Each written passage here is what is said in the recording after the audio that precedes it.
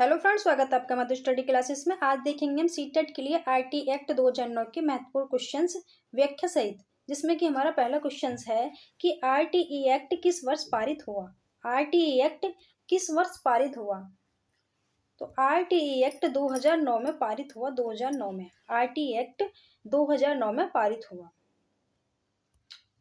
इसकी व्याख्या है कि आरटी का पूरा नाम है right of children to free and compulsory education. Right of children to free and compulsory education act 2009 है। इसे बच्चों के शिक्षा के अधिकार को कानूनी रूप देने के लिए बनाया गया है। आरटी का पूरा नाम है right of children to free and compulsory education act 2009। इसे बच्चों के शिक्षा के अधिकार को कानूनी रूप देने के लिए बनाया गया है। ठीक है। इसी तरह से अगला क्वेश्चन है हमारा कि आरटीई एक्ट कब लागू हुआ। तो बताइए कि आरटीई एक्ट कब लागू हुआ। तो आरटीई एक्ट 1 अप्रैल 2010 को लागू हुआ। आरटीई एक्ट 1 अप्रैल 2010 को लागू हुआ।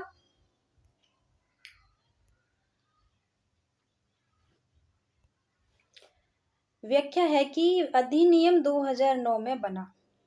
आरटीई एक्ट अधिनियम 2009 में बना, लेकिन 1 अप्रैल 2010 से प्रभावी हुआ।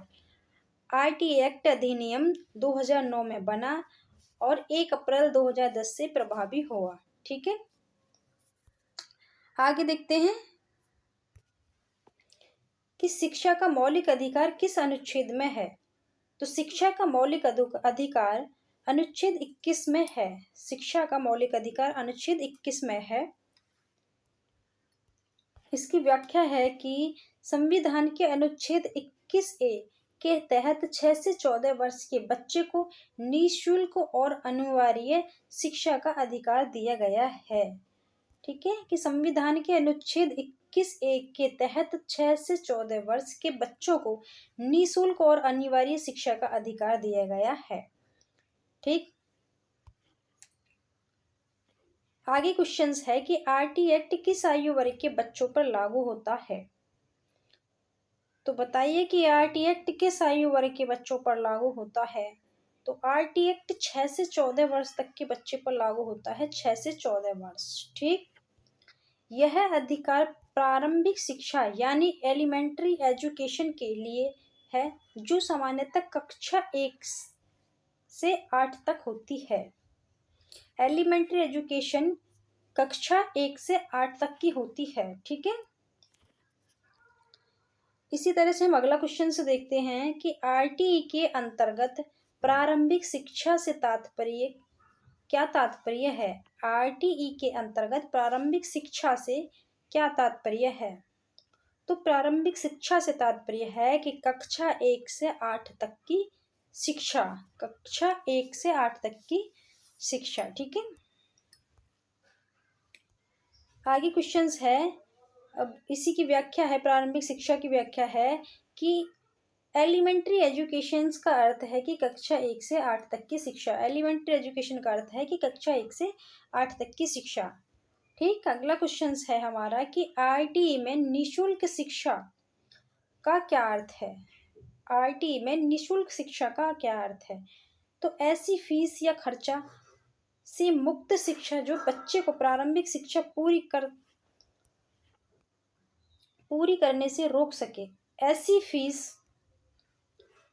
फीस या खर्च से मुक्त शिक्षा जो बच्चे को प्रारंभिक शिक्षा पूरी करने से रोक सके। इसका उद्देश्य, प्रारंभिक शिक्षा का उद्देश्य है कि यह सुनिश्चित करना है कि आर्थिक कारणों से कोई बच्चा शिक्षा से वंचित न हो। क्वेश्चन है हमारा कि आरटी में निःशुल्क शिक्षा का क्या अर्थ है। तो निःशुल्क शिक्षा का अर्थ है कि ऐसी फीस या खर्च से मुक्त शिक्षा जो बच्चों को प्रारंभिक शिक्षा पूरी करने से रोक सके, उसे निःशुल्क शिक्षा कहते हैं। इसकी थोड़ी सी व्याख्या है कि इसका उद्देश्य यह सुनिश्चित करता है कि आर्थिक कारणों से कोई बच्चा शिक्षा से वंचित न रह सके। निःशुल्क शिक्षा का अर्थ है कि शिक्षा से कोई भी बच्चा वंचित नहीं रह सके। ठीक है, अगला क्वेश्चन है हमारा कि आरटीई में अनिवार्य शिक्षा की जिम्मेदारी किसकी है। आरटीई में अनिवार्य शिक्षा की जिम्मेदारी किसकी है? तो ये उपयुक्त सरकार और स्थानीय प्राधिकरण की है। उपयुक्त सरकार और स्थानीय प्राधिकरण की है। आरटीई में अनिवार्य शिक्षा की जिम्मेदारी सरकार और स्थानीय प्राधिकरण की है। ठीक, केवल बच्चे को स्कूल भोजन प्राप्त नहीं है, सरकार और स्थानीय प्राधिकरण को प्रवेश, उपस्थिति और शिक्षा पूरी कराने की व्यवस्था करनी होती है। ठीक है, इसी तरह से आगे देखते हैं कि निजी गैर सहायता प्राप्त विद्यालयों में कमजोर वर्ग एवं वंचित समूह के लिए कितने प्रतिशत सीटों का प्रावधान है। तो इसमें 25%। निजी और गैर सहायता प्राप्त विद्यालयों में कमजोर और वंचित वर्ग के लिए कितने प्रतिशत सीटों का प्रावधान है? तो 25% सीटों का प्रावधान है। कि प्रवेश स्तर पर कम से कम 25% सीटों का प्रावधान निर्धारित श्रेणी के बच्चों के लिए किया गया है। इसका उद्देश्य सामाजिक समावेशन है। ठीक, अगला क्वेश्चन है कि आरटीई में 25% प्रावधान का मुख्य उद्देश्य क्या है। आरटीई में 25% प्रावधान का मुख्य उद्देश्य क्या है? तो यह है कि सामाजिक समावेशन और समान अवसर, सामाजिक समावेशन और समान अवसर कि अलग अलग सामाजिक एवं आर्थिक पृष्ठभूमि के बच्चे को साथ पढ़ाने का अवसर मिलता है। अलग अलग सामाजिक एवं आर्थिक पृष्ठभूमि के बच्चों को साथ पढ़ने का अवसर मिलता है। ठीक है, अगला क्वेश्चन है हमारा कि क्या आयु प्रमाण पत्र न होने पर बच्चे को स्कूल में प्रवेश से मना किया जा सकता है? क्या आयु प्रमाण पत्र न होने पर बच्चे को स्कूल में प्रवेश से मना किया जा सकता है? तो नहीं, आयु प्रमाण पत्र न होने पर बच्चे को स्कूल में प्रवेश से मना नहीं किया जा सकता। कि आयु प्रमाण पत्र उपलब्ध न होने के कारण बच्चे को प्रवेश से वंचित नहीं किया जाना चाहिए। ठीक है, यदि किसी बच्चे के पास आयु प्रमाण पत्र नहीं है तो उसे प्रवेश लेने से नहीं रोका जाना चाहिए। अगला क्वेश्चन है कि आरटीई के तहत शारीरिक दंड दिया जा सकता है। तो बताइए कि आरटीई के तहत क्या शारीरिक दंड दिया जा सकता है? तो नहीं, आरटीई एक्ट के अनुसार शारीरिक दंड देना वंचित है। बच्चे को शारीरिक दंड देना निषिद्ध है। ठीक है, आरटीई के तहत बच्चे को शारीरिक दंड नहीं दिया जा सकता।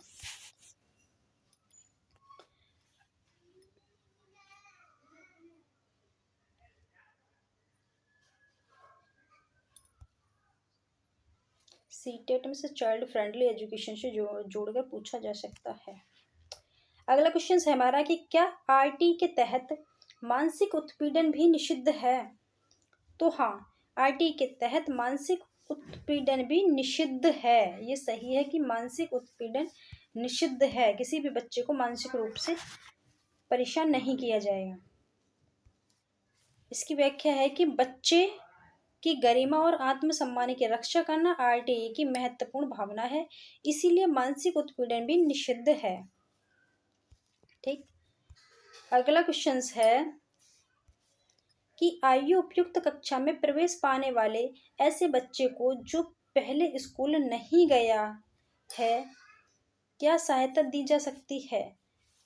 आयु उपयुक्त कक्षा में प्रवेश पाने वाले ऐसे बच्चे को जो पहले स्कूल नहीं गया है, क्या सहायता दी जा सकती है? तो उसे विशेष प्रशिक्षण दिया जा सकता है। विशेष प्रशिक्षण मतलब उसकी, जैसे कि बच्चा है प्रवेश लेट लिया है या बच्चा स्कूल में लेट पहुंचा है, तो उसका जो भी वर्क छूटा है उसे अलग से पूरा कराने के लिए एक विशेष प्रशिक्षण दिया जाता है। कि बच्चे को उसकी आयु के अनुसार कक्षा में प्रवेश दिया जाता है और लर्निंग गैप को पूरा करने के लिए विशेष प्रशिक्षण दिया जाता है। ठीक है, अगला क्वेश्चन है हमारा कि विशेष प्रशिक्षण का मुख्य उद्देश्य क्या है। तो विशेष प्रशिक्षण का मुख्य उद्देश्य है कि बच्चे को आयु उपयुक्त कक्षा के स्तर तक सीखने में सहायता करना। बच्चे को आयु उपयुक्त कक्षा के स्तर तक सीखने में सहायता करना। बच्चे को उसकी उम्र के कारण पीछे नहीं रखा जाता, उसे अतिरिक्त शैक्षिक सहायता दी जाती है। ठीक, इसी तरह से अगला क्वेश्चन है हमारा कि आरटी के तहत कैपिटेशन फीस लेना वैध है। कैपिटेशन फीस लेना वैध है क्या? तो नहीं, कैपिटेशन फीस लेना वैध नहीं है। आरटी के तहत कैपिटेशन फीस लेना वैध नहीं है। कि प्रवेश के लिए निर्धारित फीस के अतिरिक्त दान या भुगतान लेना कैपिटेशन फीस के अंतर्गत आता है और आरटीए में इसे प्रतिबंधित किया गया है। प्रवेश के लिए निर्धारित फीस के अतिरिक्त दान या भुगतान लेना कैपिटेशन फीस के अंतर्गत आता है और आरटीई में इसे प्रतिबंधित किया गया है।